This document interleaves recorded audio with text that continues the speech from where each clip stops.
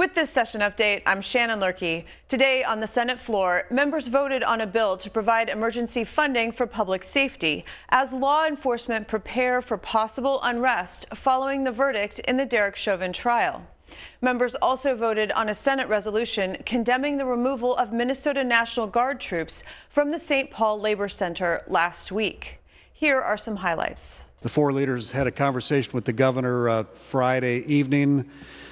He said that it was urgent that we get these resources, and so there's two parts. Section 1, the first letter A there, it's $2.75 million that would be in fiscal year 2021. This is for resources for the Emergency Management Assistant Compact, where the governor is working with a number of states, at least 3 states, to get some of their highway patrol to come to Minnesota to provide more protection, but also more relief.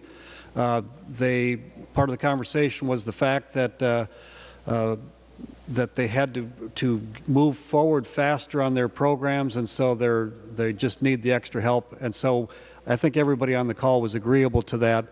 In addition, it has $6.3 million appropriated from the general fund to the Commissioner of Public Safety to pay for state troopers' expenses related to civil unrest. Again, because we were starting earlier in some of the things that we felt like we needed to do to keep the streets safe, there was an urgent need for those resources. Now, Mr. President, members, what it doesn't do is completely fund their budget. That is what we do for the next 4 weeks as we move together to pass a budget between the House, Senate, and Governor of all the different parts of the state. But this was the part that we felt was urgent. I've heard a lot from people who live in the district I represent and some from outside the district I represent over the weekend. Their concerns about what's happening now in Brooklyn Center, about Operation Safety Net, about the Uniform Command, and about who's really in charge. I've been getting a lot of questions about that from people, and I've been trying to understand the answer as well. And in a conversation with someone, was told that in the end, the control rests with locally elected officials who have the civilian responsibility over law enforcement. So while there's a uniform command, the authority rests with local elected officials across the region, which is confusing for people, I understand. And then I read this in the Washington Post over the weekend, and I suppose everybody's reading a lot, but I read this in the Washington Post coverage about what we've experienced in the last couple of days, including some significant coverage on potential human rights offenses right here over the last couple of days here in Minnesota. So this is from the Washington Post from yesterday. It is a question that was put to Chief Arredondo in Minneapolis, the chief of the Minneapolis Police Department. But adding to the confusion over who is in control, Chief Arredondo later added that other mutual aid partners wouldn't necessarily have to abide by Minneapolis police policy, including the use of munitions. The chief is letting us know that law enforcement officers are coming to the region from other places, including other states, which is included in the funding in this bill, don't have to abide by the policies of the state, of that police department. And I am gravely concerned about the safety of people. We've spent a lot of time talking about property, protecting businesses, important work. But the people are being injured in the streets right now, and I don't understand or appreciate that there is clarity about the protection of the people as we increase this funding for the next couple of weeks, and it is why I can't vote for this. We need more information, we need more detail, and as Senator Dziedzic rightly called out, while we pursue the budget, we need to take up accountability for law enforcement and policing. Those two things need to come together, and they're not right now. There being 48 ayes and 19 noes, the bill passes and its title agreed to. This resolution is a response to the treatment of our National Guard's members as they were removed from the St. Paul Labor Center. I started writing this on Sunday morning about 6:30 in the morning, and that was before I had heard that 2 members of our Minnesota National Guard were injured by a drive-by shooting. You know, I think everyone knows I spent 35 years in the Minnesota Army National Guard. 16 of those, I was a member of organized labor.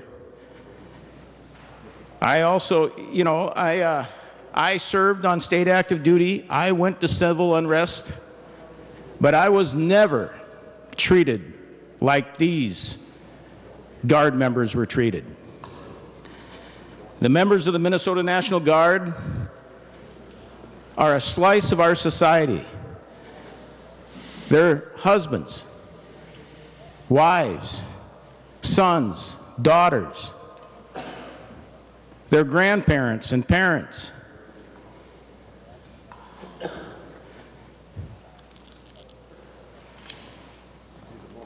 These Guard members are our family. This resolution is not about uniting our state and supporting our troops or supporting our law enforcement or our unions and labor brothers and sisters. Just today I drove in my district on my way here. In one of the hotels in my district in Edina, I saw countless military vehicles, too many to even track. It was dozens. And I just felt nauseous at this moment to see my district, our neighborhoods being patrolled not by our law enforcement and public safety officials, but by the military, by our National Guard. That is not something any of us knew would ever happen in our lifetime. Should the staging that's occurring in the hotel in my district be forced as a private business to not use their property or use their property? Why is the Union Hall any different? It's not. I think we're losing the focus of this conversation, and this resolution is just political spin. Doesn't seem like we've gotten too far down the history trail and changed our behavior when we start treating National Guardsmen the way we do when they're asked to protect citizens from the potential of violence and destruction. That's what this resolution is about. And then to add even more insult to Minnesota, now we have the visiting Congresswoman, Maxine Waters, that wants to incite even more violence and confrontation by her own words. And then she got what she asked for. A few short hours later, Guardsmen were fired on by gunfire on the streets of North Minneapolis. As far as I'm concerned, Maxine Waters should be drummed out of Congress. This should not be a partisan vote. This should not be a partisan issue. Our National Guardsmen were invited into that labor hall, and when they were asked to leave, they left. What they didn't deserve was the taunting and the jeers of those that ran them out of that hall. They had the right to do it. They had the right not to have them there. They didn't deserve to be that disrespectful. That's not who we are as Minnesotans. We stand up for our citizen soldiers. We heard of the number of members, including Senator Duckworth, who's on the front lines today, and Senator Lang, who also serves in the Guard, former Senator Reinert. These men and women stand up. They put their lives on the sideline for a few moments to ensure that we remain safe. I don't want to see the National Guardsmen out on our streets, but after last year, with the violence and destruction that we saw, I want to commend Governor Walz for taking strong action to prevent lives being lost, injury, as well as property damage.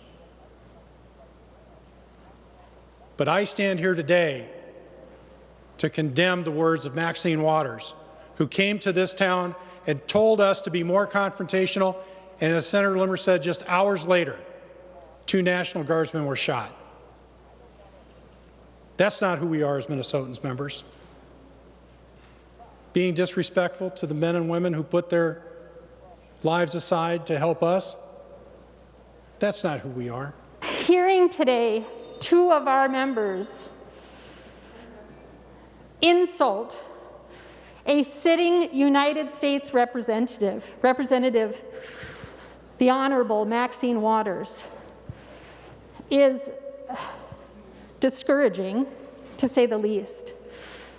But I think that what it also goes to is what this very flawed Senate resolution goes to, and that is a complete failure to even begin to understand the depth of the trauma, the depth of the fear, and really what our communities of color in Minnesota grapple with. For sitting members of the Minnesota State Senate to insult Representative Maxine Waters like that, an icon in the United States who came, as was noted, from California to our Twin Cities to offer comfort to our communities that are grieving, that are asking for leadership, that are asking for help, that are asking for people to listen to them and understand their grievances. I have to say, Mr. President, it is very, very disturbing, and I wish that we had not heard disparaging, insulting words like that issued against a sitting United States representative in this hall. In this week, when people across our state are hurting and struggling with facing a loss of trust in so many things that are supposed to protect them, we should not make things worse. We should not add to the tensions.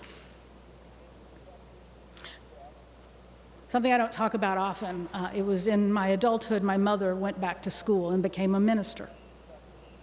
And at the end of her career, she was a chaplain at a rehabilitation hospital and for hospice.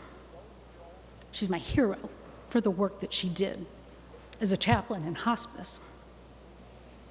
One of the things my mother taught me when I was growing up was her favorite piece of scripture, and I have embraced it throughout my life. Love builds up.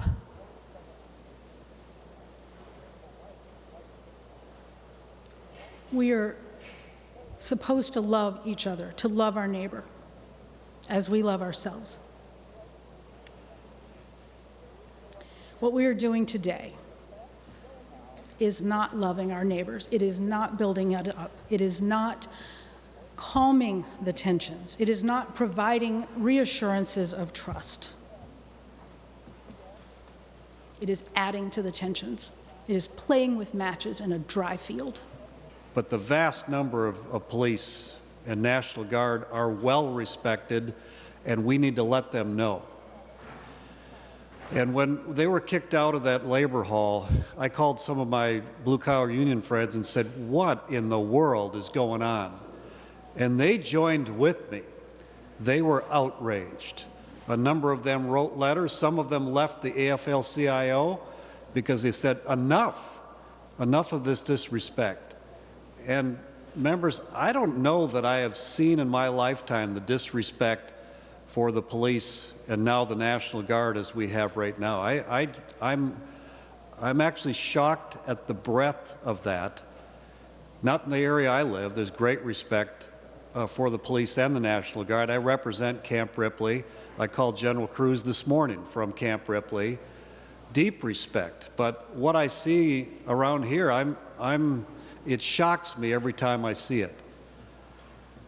Because the National Guard is really there to, like, as a buffer. They're crowd control. They're bringing things together. They're stopping what people want to do as harm, and that should be a great appreciation from many. There being 42 ayes and 23 nays, the motion prevails and the resolution is adopted. To continue following these issues and more, watch legislative coverage Monday through Friday on the PBS Minnesota channel or visit our website, www.senate.mn/media.